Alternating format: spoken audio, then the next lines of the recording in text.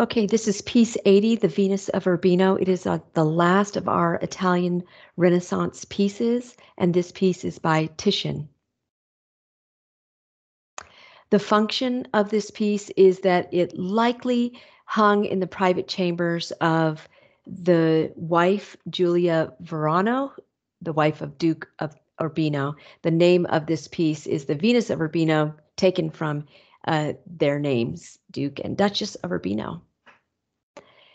The more context is, just the start of context is it's not clear exactly who this is. It's debatable. We see that this woman in fur is the same model. I think you would agree. This is another painting by Titian. But it is named a Venus, our piece is, and Venus is the goddess of love, sexuality, fertility, beauty, and so she is also then the goddess of marriage.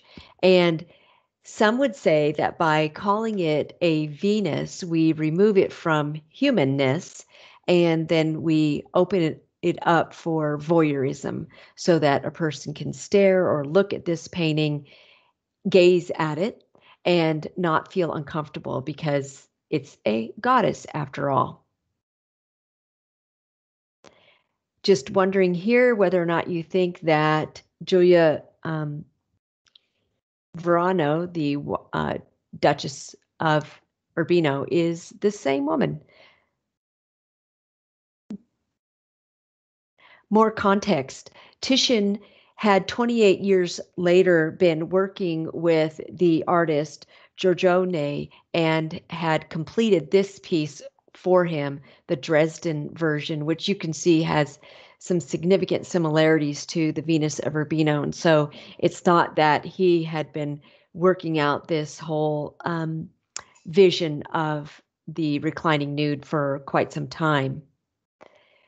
The reclining nude, female nude, was not new in art. It just wasn't very prominent or shown in a very public way.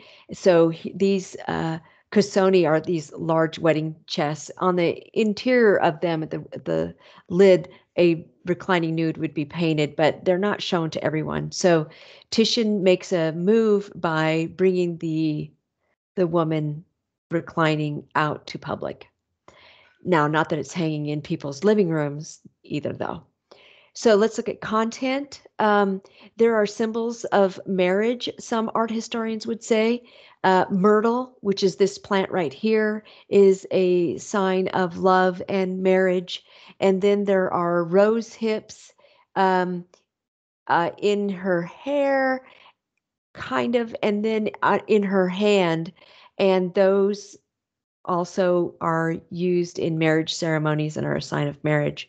Then the dog, I mean, if you've owned a dog before, you know dogs are loyal. And so this dog likely also symbolizes loyalty.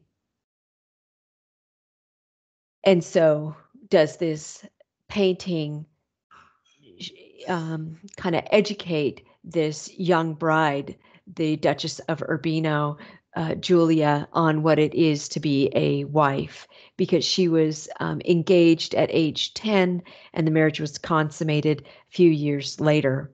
So this might have hung in her chambers. More in terms of content, some art historians say the words, the eyes have it, because she is looking out directly at the viewer and kind of challenging the viewer looking at her naked body. And she's not, it seems, apologizing for her nakedness.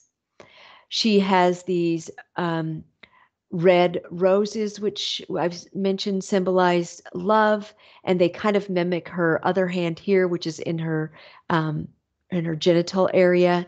She is framed with her hair, her neck, and her breasts are, and all of this leads to an alluring composition.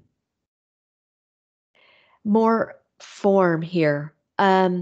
The artist has organized this painting in such a way as to make us study it. And he does this with the contrast of the curves of her body and the geometry of the back of the room. And this is a curtain that divides this room into a pretty intimate space and a less intimate space. This line takes us down to this woman's hand and this geometry, this geometric floor, this geometric window, and these tapestries hanging really contrast with the curves of her body. The artist, furthermore, uses the color red down here in the lower left and in this right on the gown of the matron, and in the red of the tapestry.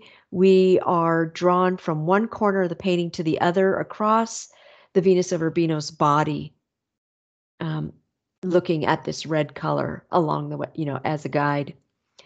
Furthermore, Titian uses the angle of her body. She is reclining, but she is also propped up on pillows. So we have an angle here. And what art historians say happens is we look at her face, we go down her body, and then we move into the back area here where these two maids are going through her wedding chest, getting out her clothing. So that is the composition of the Venus of Urbino, an Italian Renaissance piece.